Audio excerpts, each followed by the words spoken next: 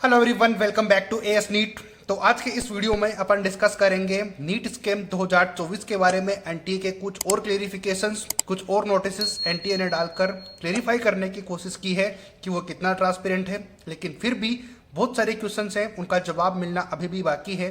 तो इस वीडियो में मैं जो क्लेरिफिकेशन एनटीए ने अपने नए नोटिस के थ्रू दी है उसके बारे में आपको डिस्कस करूंगा कि किस किस तरीके से कौन से नोटिस में क्या क्लेरिफिकेशन दी गई है और दिल्ली हाई कोर्ट ने भी क्या डिसीजन दिया है रीनीट के बारे में, या फिर जो पिटिशंस उसमें फाइल हुई थी उसके बारे में क्या डिसीजन है, उस सब के बारे में इस वीडियो में अपन डिस्कस करेंगे।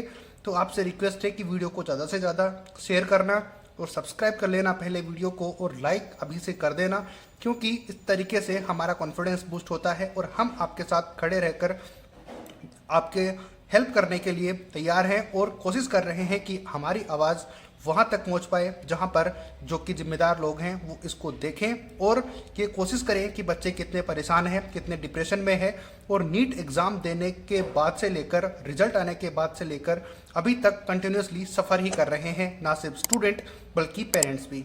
तो स्टार्ट करेंगे वीडियो, उससे पहले लाइक शेयर सब्सक्राइब कर देना। तो चलो स्टार्ट करते हैं।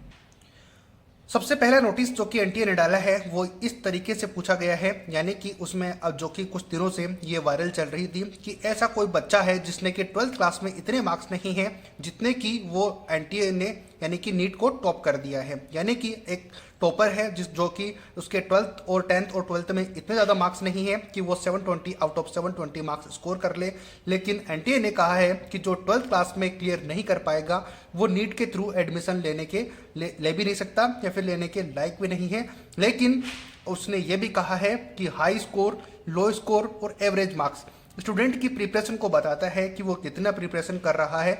हो सकता है कि उसने 10th क्लास में कम प्रिपरेशन की हो या फिर कम मेहनत की हो, सेम उसी तरीके से 12th क्लास में भी कम मेहनत की हो और कम हार्डवर्क किया हो, लेकिन जब उसने 2 साल में ये हार्ड वर्क नहीं किया तो जब वो नीट की प्रिपरेशन के करने के लिए लगा है तो उसने अच्छे से मेहनत की है और हार्ड वर्क किया है, जिसकी वजह से ऐसा पॉसिबल हो सकता है।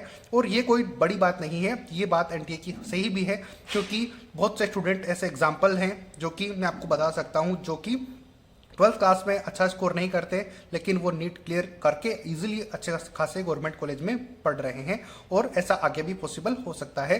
तो इसके ऊपर ये क्लियरिफिकेशन उनका सही है। और उन्होंने ये भी कहा है कि जो 12th क्लास में क्लियर नहीं करेगा वो तो नीट में एडमिशन वैसे भी नहीं ले सकता, नीट के यानी कि मेडिकल कॉलेज में एडमिशन वैसे भी नहीं ले सकता, क्योंकि मिनिमम क्वालिफिकेशन तो यही है कि आप एटलीस्ट 12th पास होने चाहिए पीसीबी से, और बाकी कोर्सेज को भी इस बार अलाउ कर दिया था। तो ये था फर्स्ट नोटिस जो कि आपने स्क्रीन के ऊपर देख लिया। बात करते हैं सेकंड। दूसरा नोटिस एनटीए ने बोला है जो कि हमने पूछा था कि 1563 स्टूडेंट को कंपनसेटरी जो मार्क्स दिए गए थे वो इतने स्टूडेंट को ही क्यों दिए गए, या फिर ये कौन सा सेंटर के स्टूडेंट थे। तब उन्होंने यहाँ पर बोला गया कि, और हमने ये भी पूछा था कि आपने कौन सी कमेटी बनाई है जिसमें कि ये पता कर पाए कि सिर्फ इन्हीं स्टूडेंट का टाइम लॉस हुआ था और आपने इनको कंपनसेटरी मार्क्स दिए थे। तो एनटीए ने बोला है कि एक high powered committee has been formed to revisit the case, कि उस केस को अच्छे से फॉलो करें कि रियली में इन स्टूडेंट का टाइम लॉस हुआ था, और टाइम लॉस हुआ था तो इनको कितने मार्क्स दिए गए हैं, ये हमें इसका आंसर चाहिए।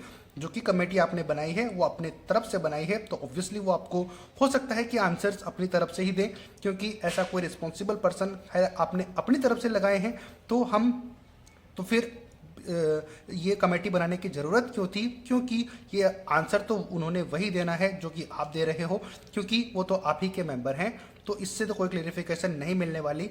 अगर आप भी ये सोचते हो तो फिर ज़रूर लाइक और मुझे कमेंट करके ज़रूर बताना कि एक हाई पावर्ड कमेटी बनाई है लेकिन कमेटी के बारे में हमें कोई भी इंफॉर्मेशन नहीं है कि उस कमेटी में कौन है और कौन नहीं है, ये आप सभी को पता है। तो रिविजिट केस होगा, वेल एंड गुड, लेकिन इसके बारे में क्या क्लियरिफिकेशन है कि ये हमें वही इन्फॉर्मेशन देंगे जो कि वहाँ पर हुई थी या फिर जो अपन क्वेश्चन पूछ रहे हैं उसके बारे में। तो 563 स्टूडेंट कंपनसेटरी मार्क्स के बारे में जो क्वेश्चन पूछा गया था उसके लिए उन्होंने ये रिप्लाई दिया है। अब आप इससे कितने सहमत हो वो मुझे जरूर कमेंट करके बताना। बात करते हैं नेक्स्ट नोटिफिकेशन। आपने देख लिया होगा, जितने नोटिफिकेशन है मैं आपके लिए लगा देता हूँ। एक और नोटिस एनटीए ने डाला है जो कि एक बच्ची है जिसको कि निकिता सोनी, इसका वीडियो बहुत ज़्यादा वायरल हो रहा था, यानी कि वीडियो फीचरिंग जो कि अपने नोटिस में देख रहे हो ये हो रहा था, जिसका यूआरएल वायरल हो रहा था। तो उसमें एनटीए ने क्लियरिफिकेशन दिया है कि 1 से लेकर यानी कि 1.3 लाख कैंडिडेट के अंदर भी कोई ऐसा कैंडिडेट नहीं है, यानी कि निकिता सोनी नाम की कोई भी टॉपर नहीं है। और ये जो निकिता सोनी है ये 2 साल पहले का वीडियो है जो भी आप वायरल देख रहे हो स्क्रीन के ऊपर, यानी कि स्क्रीन के ऊपर जो नोटिस में आप देख रहे हो उसमें क्लियरली मेंशन किया हुआ है एनटीए ने कि ये निकिता सोनी नाम की बच्ची का वीडियो 2 साल पुराना है और करंट नीट से इसका कोई भी लेना देना नहीं है। तो इस वीडियो के रूमर्स को ना फैलाओ और सभी स्टूडेंट से आपसे मैं रिक्वेस्ट करता हूँ कि वही बातें आप सोशल मीडिया पे लेके आओ, या फिर अपना जो केस है रीनीट का उसके लिए सिर्फ वही वीडियो आप सामने लेके आओ, ताकि एनटीए को कोई सबूत ऐसे ना मिल जाए या फिर कोई ऐसे बहाने ना मिल जाए जिसकी वजह से अपना केस कमज़ोर पड़ जाए। क्योंकि वो तो चाहते ही यही हैं कि कोई ना कोई हमें ऐसा क्लू मिल जाए जो कि बच्चे गलती करे और हम उसका फ़ायदा उठा लें। हालांकि वैसे भी वो कोई भी गलती एक्सेप्ट वैसे भी नहीं कर रहे हैं, जो कि जेन्युइन में उनसे मिस्टेक हुई है उनको वो एक्सेप्ट नहीं कर रहे हैं। तो आप सोच के देखो कि अगर अपन से कोई मिस्टेक हो जाती है गलती से भी किसी स्टूडेंट से, जब तक कोई वेरीफाई नोटिफिकेशन या फिर वेरीफाई जो बात नहीं है उसके ऊपर उसको चांस मिल जाएगा ये बोलने का कि बच्चे ऐसे ही वीडियोस डाल कर अपनी बातें बता रहे हैं। तो आप सभी से रिक्वेस्ट है कि ऐसा ना करें। हालांकि जो आयुषी पटेल है उसने भी ऐसा किया है, उसके बारे में भी मैं आपको वीडियो बनाकर उसका क्लियरिफिकेशन दूंगा। हालांकि आपको पता होगा बट फिर भी देना जरूरी है सभी को जिसको नहीं पता उनके बारे में। तो निकिता सोनी के बारे में आपको पता चल गया, आप इसके बारे में अपडेट हो गए हो और नोटिस आपने देख लिया। नेक्स्ट बात करते हैं 100 टॉपर्स के बारे में। नेक्स्ट बात आती है कि टॉप 100 जो टॉपर्स हैं उसके बारे में जब एनटीए से पूछा गया तो उन्होंने बताया कि 85 डिफरेंट सेंटर्स जो लोकेटेड हैं, जो कि 55 cities with in the 17 states, जो कि 17 स्टेट्स के अंदर लोकेटेड है, जो कि 55 सेंटर्स थे और उसके अंदर भी 17 यूनियन टेरिटरीज के अंदर थी ऑफ द कंट्री।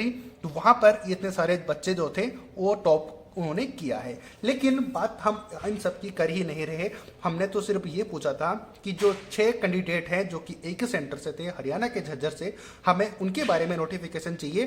तो ये आप जो हमें इन्फॉर्मेशन दे रहे हो ये तो हमें पता ही है, और अगर नहीं भी पता होगा और अगर हम ये पता करना चाहेंगे तो हम ऑटोमेटिकली कर लेंगे। जैसे कि हमने हरियाणा स्टेट के उन 6 बच्चों के बारे में जो कि झज्जर से थे उनके बारे में पता लगा लिया, और उनका सीरियल नंबर भी सेम है, रोल नंबर भी ज़्यादा डिफरेंस नहीं है, उनके बारे में भी हमने पता लगा लिया। तो अब आप ये तो हमें ना ही बताओ कि 85 डिफरेंट सेंटर्स जो लोकेटेड थे 55 सिटीज़ में विद इन 17 स्टेट और 17 यूनियन टेरिटरीज के अंदर, तो ये हम ऑटोमेटिकली फाइंड आउट कर लेंगे जब हमें इसकी ज़रूरत होगी। हमें सिर्फ जवाब उस चीज़ का चाहिए कि जो 6 टॉपर थे एक ही सेंटर से कैसे हुए, और टॉपर्स के साथ साथ 720 आउट ऑफ 720 स्कोर उन्होंने कैसे कर लिया। हालांकि आपने क्लैरिफिकेशन दिया था कि 44 कैंडिडेट ऐसे थे जिनको कि 715 मार्क्स मिल रहे थे, लेकिन क्योंकि एक फिजिक्स का क्वेश्चन जिसमें आपने दूसरा आंसर भी सही मान लिया, उसके चलते उन 44 स्टूडेंट को 5 मार्क्स और मिल गए और उनका स्कोर जो है बढ़कर 720 आउट ऑफ 720 हो गया। तो ये भी पॉसिबल नहीं है जो कि आपने क्लेरिफिकेशन दी है, क्योंकि उनका एक आंसर ऑलरेडी सही था या फिर किसी ने छोड़ भी दिया होगा वो क्वेश्चन। तो उस थर्ड ऑप्शन उसने अगर टिक किया है तो फिर वो कैसे सही हो सकता है और उसके मार्क्स कैसे ऐड हो सकते हैं, ये पॉसिबल ही नहीं है। तो ये सारे नोटिस थे एनटीए की तरफ से, ये सफाई देने की कोशिश कंटिन्यूसली कर रहा है और ये बताने की कोशिश कर रहा है। और एक आपने चेक किया हो कि कल जो 37 क्वेश्चंस का आंसर उन्होंने दिया है तो उसमें एक लाइन में एक बात लिखी हुई है एक क्वेश्चन में कि एनटीए की तरफ से इस साल सिलेबस जो है रिड्यूस किया गया था। ये भी एक रीजन था कि बच्चों ने टॉप ज़्यादा किया है, क्योंकि सिलेबस कम हो गया था तो बच्चों के पास ज़्यादा अपॉर्चुनिटी थी उन टॉपिक्स को रिवाइज करने की जो कि पहले से उनको आते थे। यानी कि बहुत सारे टॉपिक्स हटा दिए गए थे तो बच्चों को कम सिलेबस पढ़ना पड़ा।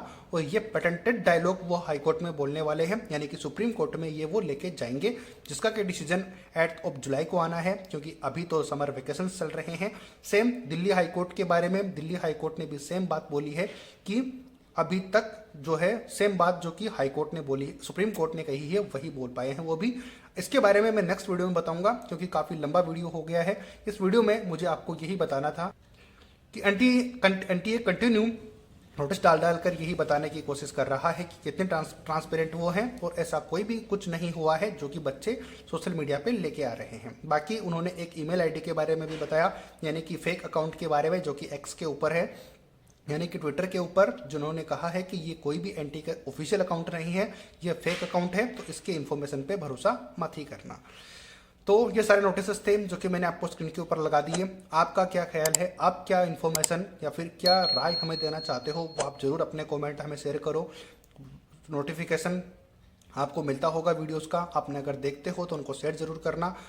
कमेंट करके हमें बताओ अपनी राय और अपने थॉट्स हमें हमारे साथ शेयर कर सकते हो, ताकि हम बाकी लोगों तक पहुंचा पाएँ। तो ये थे सारे नोटिस। आई होप कि आपको पसंद आया होगा वीडियो। पसंद आया है तो लाइक शेयर सब्सक्राइब कर देना। मिलते हैं नए अपडेट नए वीडियो के साथ। जय हिंद जय भारत।